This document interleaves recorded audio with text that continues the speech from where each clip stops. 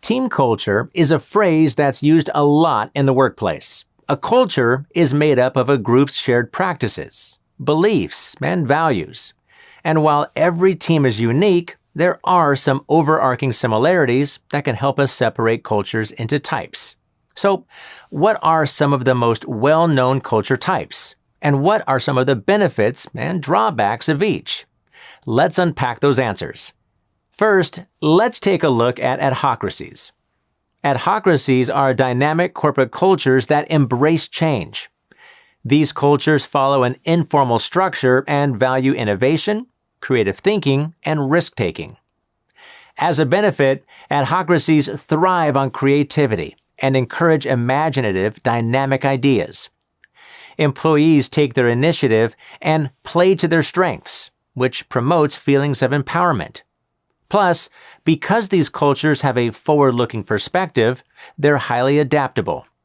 Unfortunately, since not every original idea will work, adhocracies can suffer from poor business decisions and wasted time.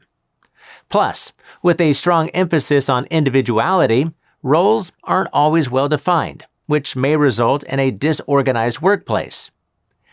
If the fast-paced and spontaneous style of an adhocracy doesn't fit with your team, you may prefer a hierarchical culture instead. A hierarchical culture depends on formal procedure and structure.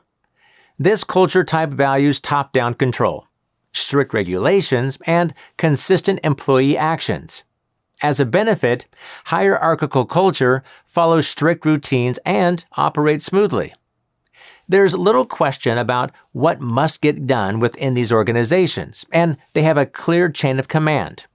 Also, rather than experimenting with new ideas, these cultures do what already works, making them predictable and low risk. As a drawback, strict procedures can stifle innovation and creativity, causing teams to adapt slowly when faced with changing needs.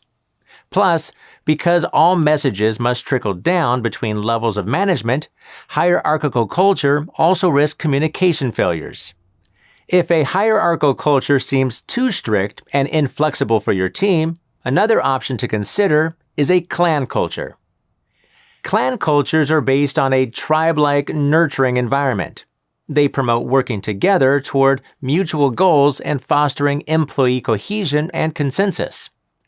Topping the benefits list for clan cultures is collaboration, as employees come together, share ideas, and listen to one another. And as a result, staff members develop strong relationships. Also, because clan cultures promote a nurturing environment, employees tend to feel supported, which boosts overall loyalty.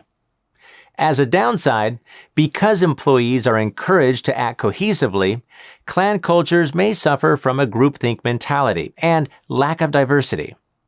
Plus, with such a strong emphasis on the team, these cultures may also fall into the trap of prioritizing employee needs over company needs. If your team is more focused on crushing the competition than they are with promoting consensus, then a clan culture is likely not the right choice. Instead, you may find more success with a market-driven model. As the last culture type on our list, market-driven cultures are aggressive, capitalistic, and results-based. Within these cultures, employees see one another as both colleagues and rivals, and they strive to outperform everyone. As a benefit, market-driven cultures are competitive players. Teams aren't satisfied with second best, and they will aggressively push ahead until they reach a top rank. Not surprisingly, this also gives employees a common unifying goal and makes them highly productive. As a downside, the fast-paced and competitive nature of market-driven cultures can cause employee burnout. Also, because employees are encouraged to compete against one another, these cultures can stifle teamwork and promote a hostile environment where employees feel pitted against one another.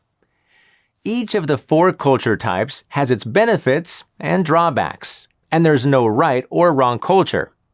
Successful companies will fall into any one or several of the four categories.